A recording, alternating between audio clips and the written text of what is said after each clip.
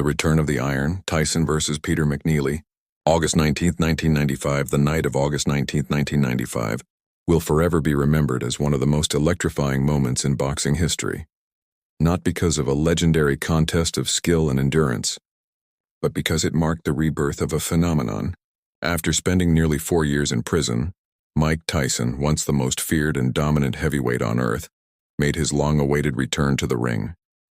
His opponent, Peter McNeeley, a relatively unknown but confident fighter from Medfield, Massachusetts, who boldly promised to wrap Tyson in a cocoon of horror. This was not just another fight. It was a cultural event, a media spectacle, and a defining moment in Tyson's career, the beginning of his second act. The world wanted to see if the baddest man on the planet still had the same terrifying power, speed, and ferocity that once made him the youngest heavyweight champion in history. The hype before the storm by 1995. Boxing was desperately waiting for something to shake its foundations again. The heavyweight division had become stagnant. The Tyson who had last fought in 1991 was a global superstar, a wrecking machine who intimidated even the most seasoned opponents. But after being convicted and imprisoned, many believed he would never return to his former glory. When Tyson was released, Don King, his flamboyant promoter, wasted no time orchestrating his comeback. Every news outlet, every sports channel, and every fan was focused on one question: can Tyson still destroy his opponents like before? Peter McNeeley, on the other hand, was seen as a sacrificial lamb. He had a decent record, 36 wins with 30 knockouts, but few outside hardcore boxing circles knew his name. Yet McNeeley was determined to seize his chance at immortality. He spoke fearlessly, taunted Tyson, and promised to fight with the heart of a lion. His words captured headlines, but deep down most people knew this was Tyson's show. The atmosphere, a gladiator's return. The setting was the MGM Grand in Las Vegas, a modern-day coliseum. The crowd buzzed with anticipation. Celebrities filled the front rows. Camera flashes danced across the arena, and the roar of the crowd grew deafening as the clock ticked closer to fight time. When Tyson entered the ring, wearing his signature black trunks and black shoes, no robe, no glamour, just raw menace, the entire arena felt his energy. His expression was cold, unreadable, predatory. McNeeley bounced in his corner, smiling nervously, trying to appear confident, but the difference in aura was almost tangible. This was not just a boxing match. It was a return of power, a symbolic reclaiming of dominance by a man who had once been unstoppable. Round 1. The storm erupts from the opening bell. McNeeley charged at Tyson like a madman. It was shocking. Rather than backing away, he tried to brawl with one of the most lethal punchers in history. He landed a few wild shots, showing courage, but within seconds, Tyson found his rhythm. A short right hand, boom. McNeeley went down. The crowd exploded. It was like watching lightning strike. McNeeley stood up immediately, trying to prove his toughness, but his legs betrayed him. Moments later, Tyson cornered him again and unleashed a brutal combination, a right hook followed by a left. McNeeley crashed to the canvas for the second time. The referee started counting, but McNeeley's trainer, Vinny Vecchione, suddenly entered the ring to stop the fight. After only 89 seconds, it was over. Aftermath, the message was clear. Though it ended quickly, the fight made a massive impact. The message was simple: Tyson was back. The ferocity, the speed, the intimidation, all of it was still there. Tyson didn't need to fight long to remind the world who he was. For McNeeley, the fight became a strange kind of fame. Though he was humiliated in the ring, he became a pop culture figure, appearing in commercials and interviews, forever remembered as the man who faced Tyson in his comeback. For Tyson, it was just the beginning of a turbulent second career. He would go on to face tougher opponents like Frank Bruno, Bruce Seldon, and eventually Evander Holyfield.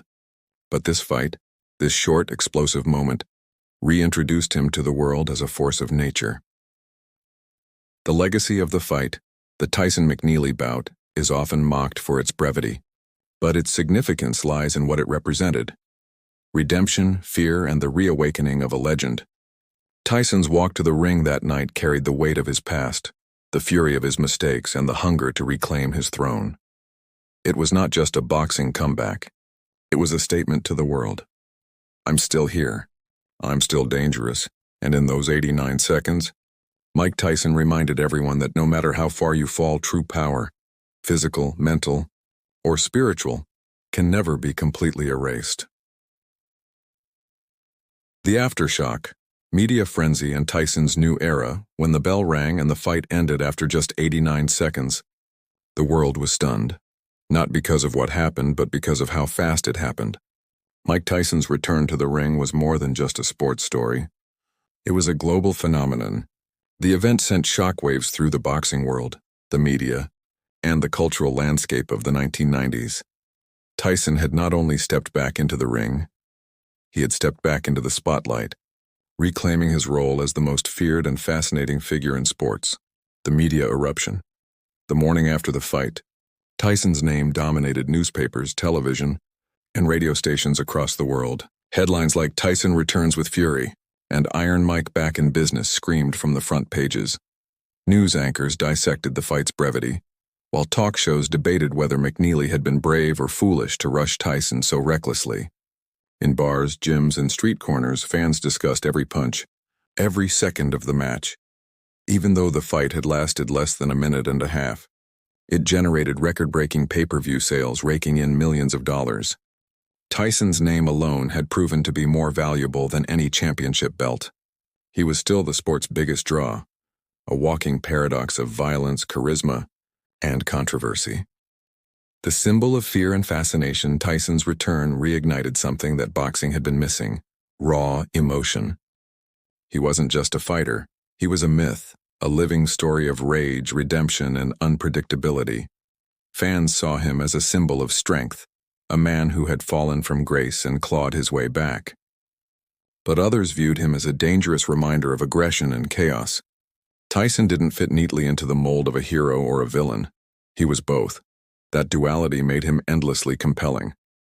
Every time he spoke, every time he fought, it became headline news. Peter McNeeley, the other side of fame. For Peter McNeeley, the aftermath was surreal. Though he had been dismantled in under 2 minutes, he suddenly became a celebrity in his own right. He appeared on talk shows, gave interviews, and even starred in a memorable Pizza Hut commercial where he joked about his defeat. The public admired his courage. He had dared to charge into the storm. In many ways, McNeeley's willingness to face Tyson head-on gave him a strange form of respect. He had become part of boxing folklore, the man who faced Iron Mike's wrath in the comeback of the decade. Tyson's new era begins behind the media chaos. Tyson's mind was already focused on the future. The fight against McNeeley was merely a warm-up, a reintroduction to the ring. Don King had carefully planned the path ahead. Tyson would regain his sharpness, reclaim his belts, and re-establish himself as the undisputed heavyweight champion of the world. His next opponents were lined up.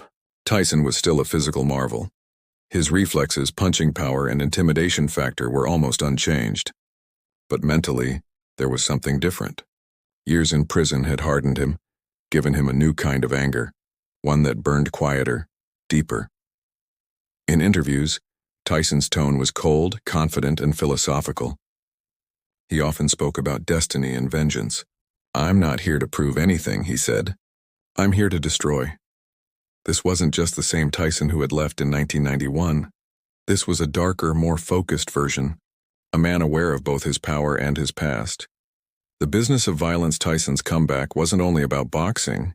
It was about money, marketing, and media control.